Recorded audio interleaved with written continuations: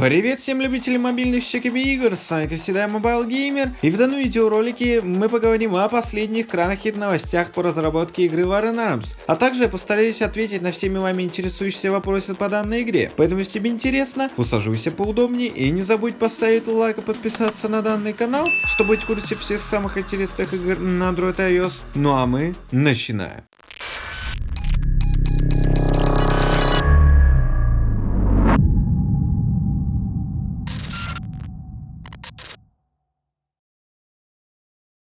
Я уверен, что от других ютуберов по War Arms и по другим CQB играм вы слышали данный саундтрек, который эксклюзивно будет использоваться в трейлере и в некоторых частях игры. Поэтому давайте без моих комментариев послушаем первые 30 секунд.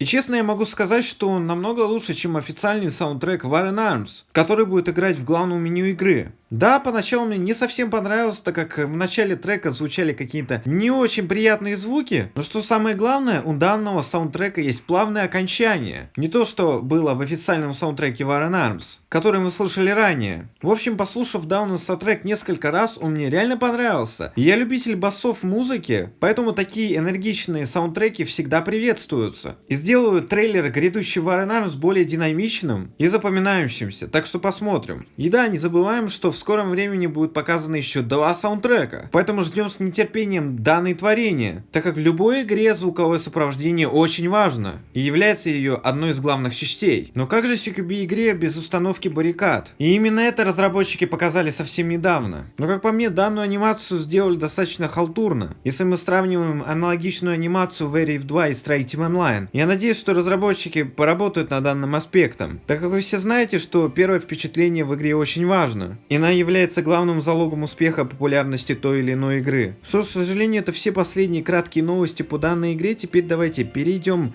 к ответам на самые интересные вопросы по War Arms. И сразу бы хотелось ответить на комментарии диванных критиков, которые являются экспертами в мобильной индустрии и больше меня понимают в разработке мобильных игр на Android и iOS. Друзья, вы ни разу еще не поиграли в War Arms. Данная игра до сих пор не вышла в публичный альфа-тест, а вы уже по стилистике игры делаете какие-то сногсшибательные выводы. Вас бесит, что постоянно переносится дата выхода альфа-теста, а также релиза игры. Но поймите, что разработка игры это не настолько простой процесс, и он не всегда зависит от самих разработчиков, но также от других различных факторов, а именно с финансовой точки зрения, проблем в самом коде или личные проблемы у разработчиков, из-за которых дата релиза той или иной игры просто переносится на более поздний срок. Поэтому имейте терпение, если вы не поиграли в какую-то игру, то не делайте преждевременных выводов, так как именно из-за таких людей, как вы, игра может провалиться. Так что я надеюсь, что вы мой посыл поняли. Так что не судите War Arms по обертке, а судите по ее уму и общему качеству игры. Я очень надеюсь, что на все вопросы, связанные с выходом альфа, я уже давно ответил в предыдущих видеороликах по War Arms, но также о системных требованиях данной игры, которая, к сожалению, пока что неизвестна на данный момент. Но что предположительно известно, так это общий вес War Arms, и он не будет превышать 1 или 2 гигабайта в вашей памяти на вашем смартфоне или планшете, что является несомненным плюсом данной игры. Но, конечно же, со временем вес игры будет постепенно увеличиваться, так как будет добавляться новый контент, и игра будет разрастаться в масштабах. В общем-то, аналогичная ситуация во всех не только мобильных играх, но и играх на консоли и ПК. Более того, как вы помните, в прошлом прошлом видеоролике по War Arms я рассказывал, что у игры скорее всего появится какой-то китайский инвестор. К сожалению, на данный момент я не имею информации по данному вопросу и не знаю имя данной компании, так как это является конфиденциальной информацией для Rank Up Games. И такой важной информацией никто не будет делиться с простым ютубером, как я. Так что ждем официальной информации от разработчиков, так как от данных инвесторов зависит будущее самой War Arms. Ведь обычно, чем больше денег тратится на разработку самой игры, тем будет лучше конечное качество продукта. В нашем случае мобильной игры, так что посмотрим. Да, вы постоянно спрашиваете, будет ли в War Arms крюки, будет ли щитовик и так далее и тому подобное. Вы же понимаете, что ни одна CQB игра не обойдется без данных аспектов. И даже если данные фишечки не добавят на релизе War Arms, то это обязательно появится в предстоящих обновлениях данной игры.